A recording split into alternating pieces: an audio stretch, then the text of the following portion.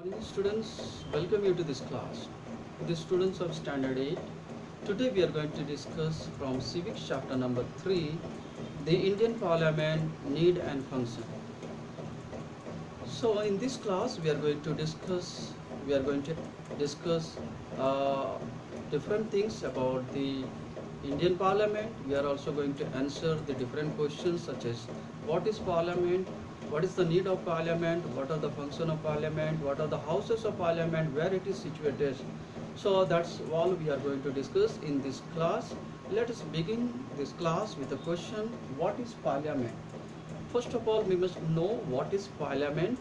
A Parliament is defined as a meeting or assembly for conference on national and public uh, affairs. Once again, I am repeating, what is Parliament? A Parliament is defined as a meeting or assembly for conference on national or public affairs.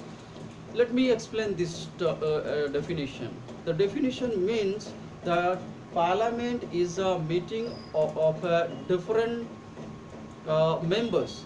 Parliament is a meeting or assembly of different members. Now, who are those members? So, these members are the different representatives whom we select from different states and different constituent assemblies.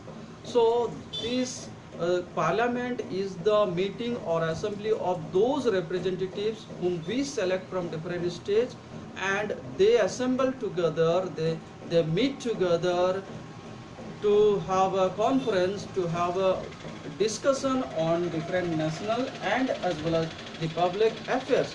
So these representatives whom we select from different states, different constituent assemblies, and we send them to the center, that is to Delhi, and in this place or in the parliament, these representatives, these members, they sit together, they have a meeting and discuss on different national as well as the public matters. So that is the parliament. The parliament is also can be explained in the practical terms. When we speak about the practical term to explain what is parliament, so in practical terms, a legislative body is called a parliament. Parliament is a legislative body. Okay, now let me tell you what is legislative body. You must understand that parliament is also called a legislature. Okay, now we know that our government has three organs, as we have different organs in our body which functions differently. So hand has a different function, legs have different functions, head has a different function. So Indian government has three important organs which functions differently. The first organ is the legislature. Okay, we call the parliament is the legislature.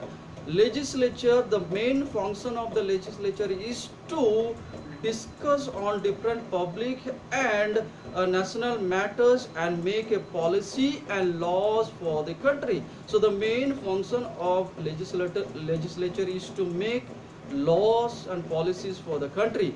So the member of the legislature, the member of the parliament are known as legislative body.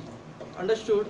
The member of the legislature, the member of the parliament are called as the legislative body. So what is parliament in practical term? When we speak, parliament is a legislative body. Okay, now who are these? Already I told you who are these members. They are the chosen representatives during the election, Lok Sabha election, when we select the Prime Minister for the country. During that time in Lok Sabha election, we select a different representative from our different states and from constituencies. So we select different representatives from different part of the country, and those members are sent, those representatives are sent to Delhi in the parliament, and they join together, sit together, have a meeting and discuss on different public as well as the different national matters, and then take the make the laws for the country. So that is the member of the parliament are known as the MPs, member of parliament. They are named as MPs. Okay. Now we are coming to the parliament consists of the president. Now who are the member or who are the part? We are speaking about the parts of the parliament. The parliament consists of the president and two houses. Now parliament consists of president. President is a part of the parliament. Okay. President is the part of the parliament. Now why I'm telling this president is the part of the parliament? Because president, whatever the decisions is taken in the parliament, whatever the laws made in the parliament by the members, those laws are passed, those laws are issued only after the signature of the president. So whatever the laws made in the parliament by the different members are issued and come into effect only after when the president signs it. So therefore president is an integral part or an important part of the parliament. Next, parliament consists of two houses. What are the two houses of parliament? Parliament, let me tell you, this parliament is in Delhi. Parliament house is in Delhi, and this parliament has two houses or two assemblies. We can say two houses or two assemblies. The first one is called the Lok Sabha and the second one is called the Rajya Sabha. Lok Sabha is the lower house. Now let me tell you about the Lok Sabha. Lok Sabha is the lower house and Rajya Sabha is the upper house. Now, who are the member of this Lok Sabha? The members, the representatives whom we select, people select. We select from our states, we select from different constituencies. These are the member, they are the member of Lok Sabha. The total member of Lok Sabha are around 552, coming from different states and different constituencies of the different part of the country. So total member of the Lok Sabha are 552. This is the lower house. It is also called as the house of the people. House of people, because here all the representatives of the people, the representative chosen by the people from the different parts of the country, they assemble here, they sit here, they discuss here. Therefore this Lok Sabha is called as the house of public, and here the different public matters as well as the national matters are discussed. Whereas the Rajya Sabha is the upper house. Rajya Sabha, upper house, and who are the member of this Rajya Sabha? So this member of the Rajya Sabha are the people chosen by the different states. Okay, they are the people chosen by the different state assemblies. Some members or some representatives are chosen by the state assemblies. In the later on I will tell you about what are the state assemblies. They are also called the constituencies, the legislative assemblies. So they are also called as the legislative assemblies. So state assembly or Vidhan Sabha or Vidhan Parishad, they select some members and send to the Rajya Sabha. So they are the member of the Rajya Sabha. Okay, Rajya Sabha is the upper house. But Lok Sabha, being the lower house, has got more power than the Rajya Sabha. Why? That also I will tell you in the later on. Okay. Now Indian government is a federal system of government. Let me tell you about the Indian government. As we know that in our country, the government which works is a democratic government, but especially it is also known as the federal system of government. What is a federal system of government? Indian government is called as the federal system of government. What is federal system of government? Federal system of government means government is working in different levels. Because our country is so big, because our country is very big, the population is also high, therefore it is not possible for one government to look after all the countries, all the states and all the constituents, all the union territories. So because India is a vast country having number of states and population high, therefore it is not possible for one central government to look after the whole countries, manage the whole countries, make the laws and policies for the whole country. Therefore, the government is divided, and government works in different level. So government is divided into central level, and government is divided into the state level. So government which is divided into state level and central level is known as the federal system of government. So I hope you understood what is a federal system of government. Federal system of government is the division of government into central level and the state level. So government, we also have a government working in the state level. Now the benefit of this, the benefit is this: when we have a state government, every state has a government, and it is a state government, and therefore the state government is responsible to look after their own states and control the own states, make laws and policy for the state. So it is easy to govern the whole country, because now we have a government working in the state level also and also in the central level. So government which works in the central level and state level, this system is called as the federal system of government. Now, coming to the reason for opting the parliament system of government. We are speaking about the parliament system of government. Our government is called the parliamentary form of government. It is also called as the representative democracy. So our government, though it is called as the democratic government, but it has different names. We call it as a parliamentary system of government, parliamentary form of democracy. It is also called as the indirect democracy. It is also called as the representative democracy. Okay, now why do we have a parliament? As I told you, once again I am repeating, we have a parliament in Delhi, that is called parliament in Delhi, and in this parliament has two houses, the Lok Sabha and Rajya Sabha. The members whom we select from different states and the constituencies from different part of the country, and we send them to this parliament in Delhi, and these people, those who represent the whole country, because it is not possible for all the people of the country to sit together. Therefore, from all the part of the country, from different states, from different union territories, we select some people and send them to Delhi in the center, and they sit together and take the decision for the country. So the total number of this parliament, Lok Sabha, is 552. Why do we have this parliamentary system of government? Now, the reason for the parliamentary system of government, why did India accepted the parliamentary system of government? Number one, because the Indian people were Indian leaders. Indian leaders were influenced by the parliamentary system of British governance. When British ruled in India, they had a parliament system. There were different members in the parliament who were jointly sitting together taking different decisions.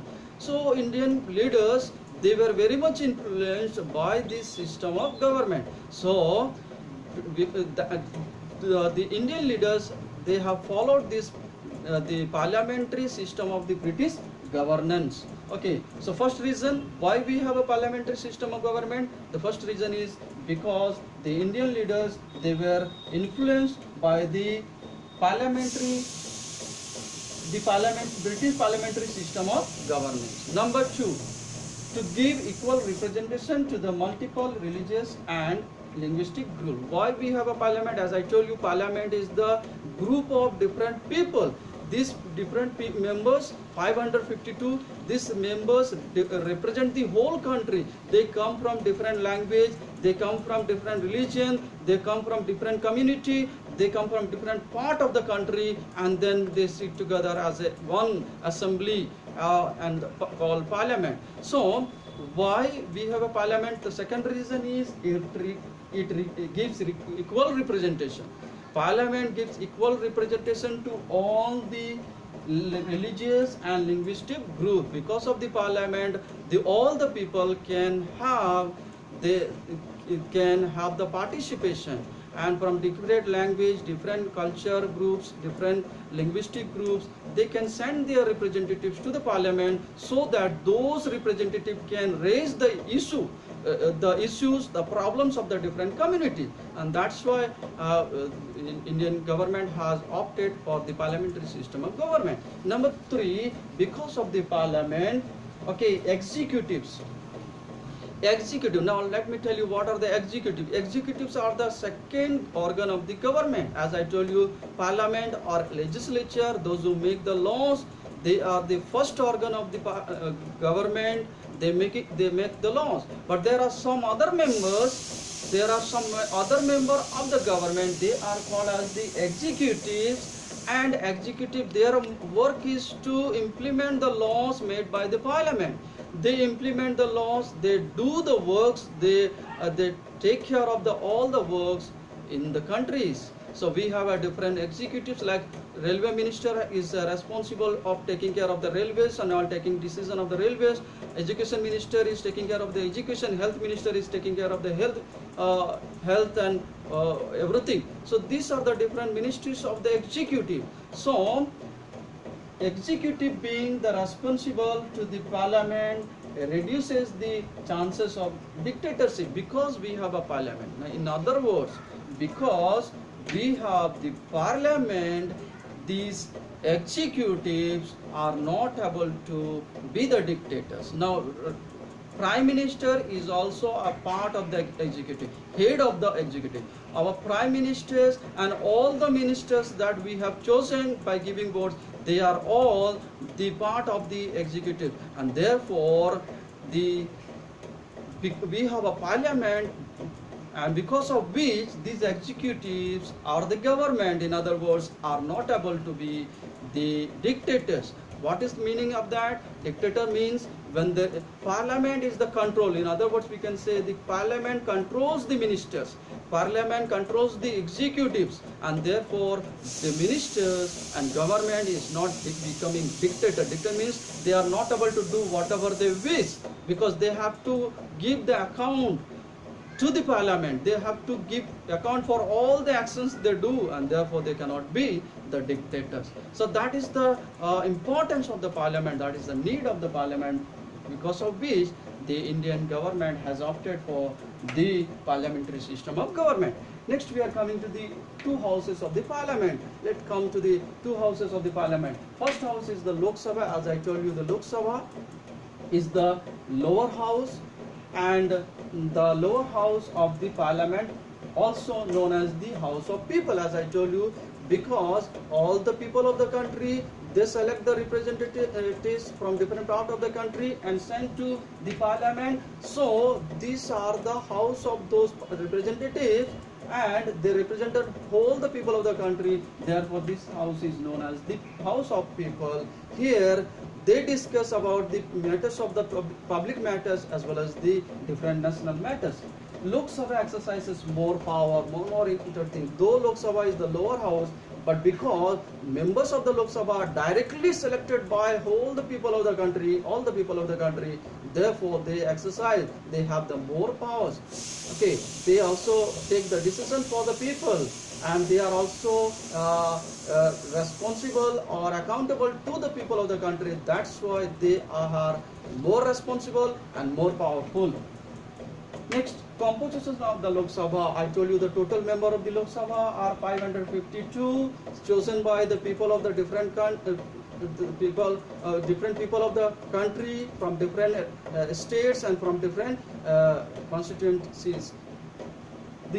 Out of these 552, 530 members are elected by the people directly. People of the states, from different states, people select the 530 members. And then among these 20 members can be elected by the union territories. We have 7 union territories, now 8.